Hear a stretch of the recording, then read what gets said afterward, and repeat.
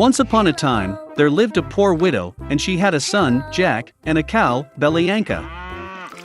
The cow gave milk every morning, and the mother and son sold it in the bazaar, and that was how they lived. But once Belyanka did not give milk, and they did not have food. Mom decided to sell the cow and open a shop with the proceeds. Jack took the rein in his hands and led the cow to the market. No sooner had he arrived than he met some wonderful old man. He said he would like to trade Jack's cow for beans. And with these words, he took out a handful of some strange beans from his pocket. The old man said these beans are magical. They need to be planted in the evening, and by morning they will grow to the very sky. Jack became very interested and agreed. The boy came home early. Mother was very angry that he gave the dairy cow in the whole neighborhood for a handful of some nasty beans.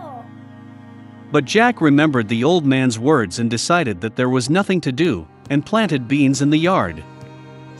He went up to his attic sad, and fell asleep. In the morning, Jack woke up and saw something like a large tree in the yard. And this, it turns out, his beans sprouted, and the huge stem continued to grow upward until it grew to the sky. Jack jumped onto the stem and climbed up like a ladder. He climbed and climbed and climbed and climbed until, at last, he reached the sky. There he saw a long and wide road that led him to a huge castle. Jack went to his gate and knocked. The gate opened, and a tall woman stood on the threshold. Stuttering with fear, the boy asked for something for breakfast. The giantess let him in, but warned him not to catch the eye of her husband, because he is a cannibal. She took Jack to the kitchen. But before he had time to eat even half of his breakfast, suddenly the whole house shook from someone's steps. The boy was not taken aback and instantly jumped into the furnace. And at that very moment, the cannibal entered the room. Well, he was as big as a mountain. The cannibal took out 2 bags of gold from a huge chest and sat down to count the coins. He counted and counted, finally began to nod off, and began to snore. Then Jack quietly climbed out of the oven, crept past the cannibal, grabbed 1 bag of gold, and rushed to the beanstalk. He threw the bag down, and he began to go down the stem lower and lower, until, finally, he found himself at his house. Jack told his mother everything that had happened to him, and handed her a bag of gold. They began to live on the money that was in the bag. But eventually the sack was empty and Jack decided to try his luck one more time at the top of the beanstalk. One fine morning, he got up early and climbed a beanstalk. The man-eater's wife stood at the threshold of the huge castle. She said that she would not let him in, because the last time her husband had lost a bag of gold. But all the same, she took pity on the poor boy, and let him into the castle. Suddenly the footsteps of a giant were heard, and Jack again hid in the furnace. The cannibal entered and told his wife to bring the hen that lays the golden eggs. The giantess brought it, and the ogre ordered the chicken to lay, and she laid the golden egg. The pleased giant began nodding and snoring.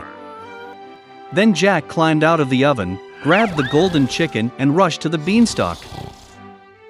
The boy returned home. He showed his mother a wonderful chicken, and they began to live selling golden eggs. But soon it seemed to Jack that this was not enough. And he again decided to try his luck at the top of the beanstalk. This time the boy climbed into the castle through the window. He jumped into a copper cauldron and hid. The cannibal and his wife entered the room. The giant smelled the boy, and they rushed to look for him in the oven. But he was not there. They searched every nook and cranny, but they didn't think to look into the copper cauldron. Desperate to search, the ogre ordered his wife to bring a golden harp and put it on the table. Under her beautiful sounds, the cannibal snored. Then Jack quietly climbed out of the cauldron, grabbed the golden harp and rushed to the door. But the harp played loudly and woke the cannibal. Jack ran at breakneck speed, leaping onto a beanstalk, and the giant in pursuit. Jack went down to his house and yelled at his mother to carry the axe. The mother ran out with an axe in her hands. The boy grabbed the axe and began to chop the beanstalk. The ogre felt the stem swing violently and stopped. Then Jack struck again with an axe and cut the beanstalk. It swayed and collapsed, and the ogre fell to the ground and crashed. From that day on, Jack and his mother never knew poverty again.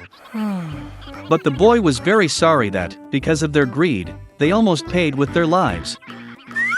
He promised that he would never steal again, and would work hard for the good of the family. A long time ago, in a small kingdom, there lived a king who loved to dress up more than anything else. He could spend whole days in the dressing room, showing off in front of the mirror in new dresses. So, for every occasion of life, whether it be a trip to the theater or just breakfast, the king had prepared the best fabrics and robes. And then one day 2 swindlers arrived in the kingdom. On the streets of the capital, they heard about a king who loves to dress up. And then a cunning plan ripened in the heads of the deceivers. They decided to pass themselves off as weavers capable of making a wonderful fabric, better than which nothing could be imagined.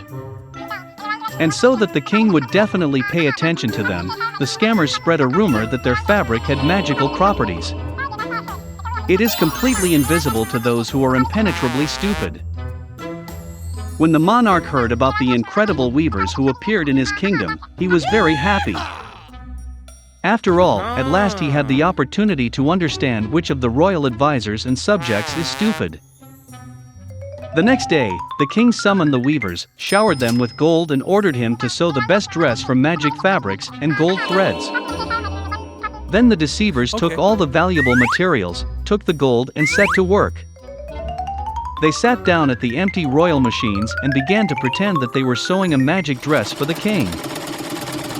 The rumor about the outlandish fabric spread throughout the kingdom, and everyone wanted to see it. The king himself was no exception. He really wanted to take a look at the dress, but he was afraid that he would be stupid and simply would not see the fabric. And so the monarch decided to send his wisest advisor to them, the most intelligent and honest among all. Oh yeah! When the old advisor came to the workshop, he saw how the deceivers were working behind empty machines. They lifted up a non-existent dress, straightened invisible folds, and extolled fake designs. Then the counselor, frightened that he would seem a fool, pretended to see the dress too. Returning to the kingdom, the old man did not find the strength to admit that he had not seen anything. Therefore, he reported to the king that the fabric was magnificent. The minister followed the advisor to the weavers. He looked at the empty machines in the same way, and was afraid that he was actually stupid and unworthy of his place. Oh no! So the minister went back to the king and praised the fabric even more than the counselor did. Finally, the king decided to admire the curiosity himself, until it was removed from the machine. He came to the weavers with a whole retinue of courtiers.